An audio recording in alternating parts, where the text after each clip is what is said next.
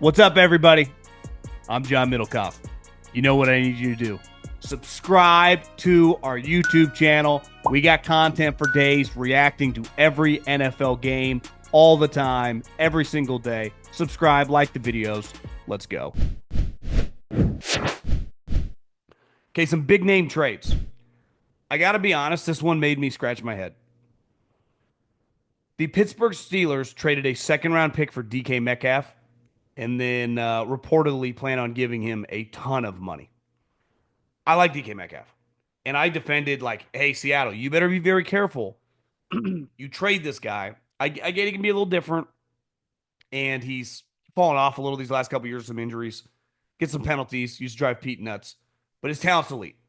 To me, he's like the little lesser version of like Terrell Owens in his prime. Complete freak show. And just him being on the field, like Tyreek, changes your offense. It makes everyone on the other side a little scared.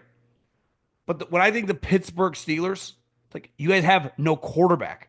It's like, yeah, you need some more offensive weaponry. But like the last thing I would have done until I can just like, you did not have a court. Like Justin Fields was not signed. Even if you sign Aaron Rodgers, he's 41 years old. To trade for DK Metcalf, I like rap sheet. But he's like, the Pittsburgh Steelers finally land their star wide receiver. It's like, yeah, that's usually cool. Like when the Eagles landed A.J. Brown after they had other shit figured out. Like I watched your defense last year. It sucked down the stretch. And again, I'm pro DK Metcalf. But trading a second round pick for him, pretty high one, you can just, where was DK drafted? In the second round. Like, what does Pittsburgh Steelers do better than most? Develop sweet wide receivers. I just don't quite understand that one. If you would have told me the Bills did this, the Chiefs did this, the Ravens don't technically need them, but like a team like that, the Chargers, who I saw people tweeting like, and maybe I talked about this last week, people like Jim Harbaugh gonna trade for DK Metcalf. You think if you've watched Jim Harbaugh's coaching career for the last 15 plus years, Stanford, Niners, Michigan, and now the Chargers, you think he would trade a second round pick, which is extremely valuable in the NFL, especially in this draft, where people are saying there's not much difference from the 15th overall player to the 50th overall player. So the talent discrepancy is not wide. And give that guy a lot of money,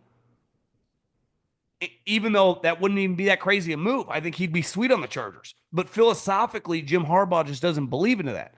If Jim Harbaugh had done it, I'd have been like, damn, Jim kind of got out of his comfort zone. Maybe they think he's a player away.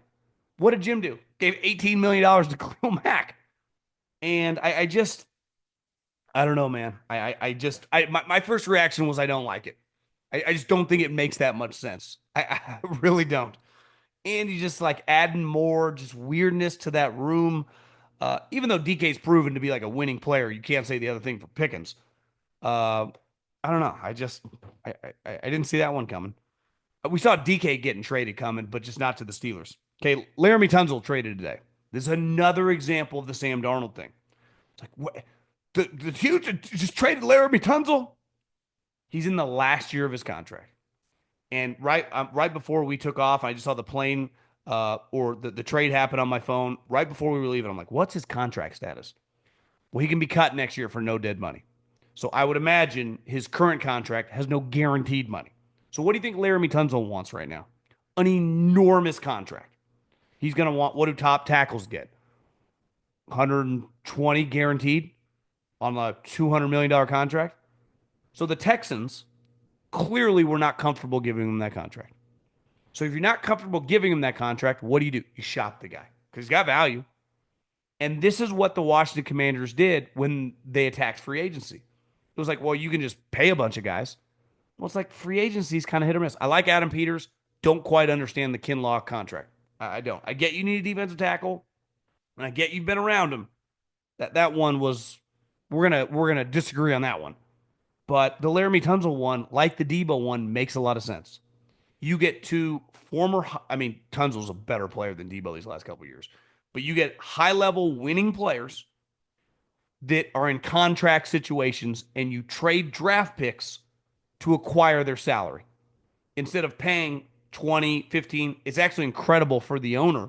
And it's also why when we talk about cap space, it's like, well, who are you going to go buy?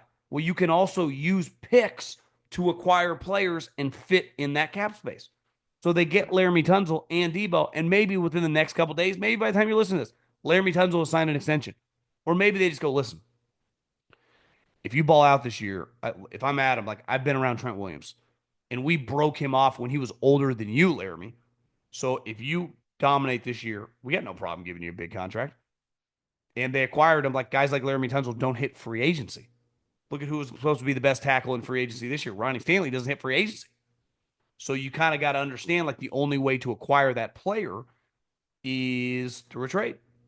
And I think Adam Peters, the Debo move, and the Laremy Tunsil move are just good moves with your cap space if you're not comfortable paying the whoever their equivalent is in free agency, where you have to give way, crazier contracts to. And you're stuck for several years. So to me, that was I don't have all the details I wrote down. They're giving their third round pick this year and their second round pick next year. So they're incentivized for Laremy Tunsil to play well. And if he does, they extend him and they'll go, well, we make the playoffs again. We give you a late third round pick this year. Next year, if we're in the second round, that's the 24th pick of the second round. So I think if you're Adam Peters, like I like that move a lot. Now, if you're the Texans, I think whatever's going on there, you just weren't comfortable with the player giving him big money. And I was reading online, a lot of false starts last year. Definitely just talented player, blue chipper. I mentioned this earlier, but Tampa, it's just pretty rare to have two stud wide receivers and have them both be just so low maintenance. And one story I saw today is like Chris Godwin. The Patriots were offering $20 million more. Well, yeah, on the total contract. But if I was a player, especially a guy like Godwin, who's made millions of dollars, I would look everything from a net income perspective. Because we're talking so much bleeping money that when you just throw out $20 million, this isn't like, that's why I've always hated the word, oh, get your bag. Bags are what mafia members handed politicians or what boosters used to hand kids. And they had $10,000, $20,000 cash. These guys get millions of dollars through bank accounts that have taxes deducted because they're W-2 employees. So $20 million to go to, as Bill Belichick once called it, Taxachusetts, compared to Tampa Bay, is not even remotely close to $20 million. It honestly, one, you'd have to cut that 20 wherever you're playing, borderline in half. So you're talking 10, and it might be the difference of $3 or $4 million at the end of the day. So when you say about staying in Tampa, you go, well, I'm comfortable with the quarterback here. I'm comfortable with my wide receiver mate. I like playing here from a living standpoint. I would much rather live in Tampa. It's safe to say if you're Chris Godwin than Boston, Massachusetts. And this is where I want to play. So I think sometimes it took a lot less money. Well, kinda. $4 or $5 million to a guy that's going to be worth at the end of the day $150 million, making a decision to stay in a state he likes much more than another state, isn't that crazy? Honestly, it probably happens a lot.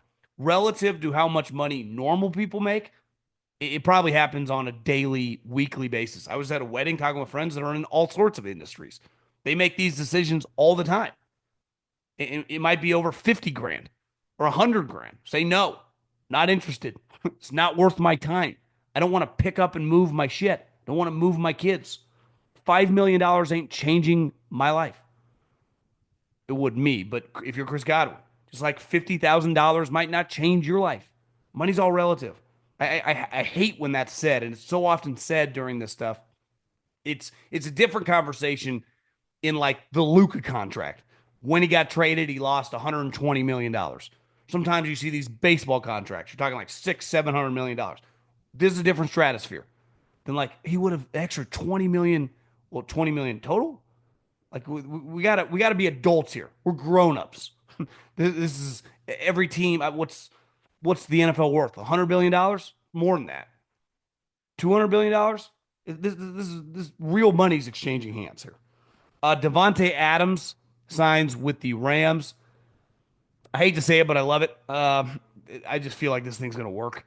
You get Davante with Puka, with Matt Stafford. It's just an upgrade over Cooper Kupp. And listen, I know, what's funny is like, sometimes, and listen, I've been fired twice. Fired by the Eagles, and I was fired in radio. And at the time, I was so mad. At the time it was happening, now like Cooper Kupp, I was in my late 20s, early 30s. I was angry, and now looking back, I laugh. Why would you want to be with people who don't value you anymore?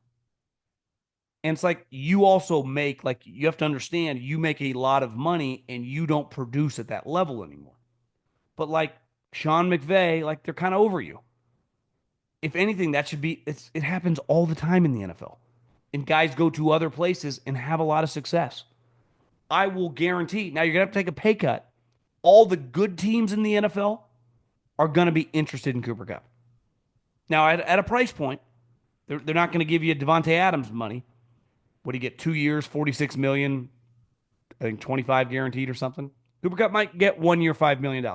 That might happen.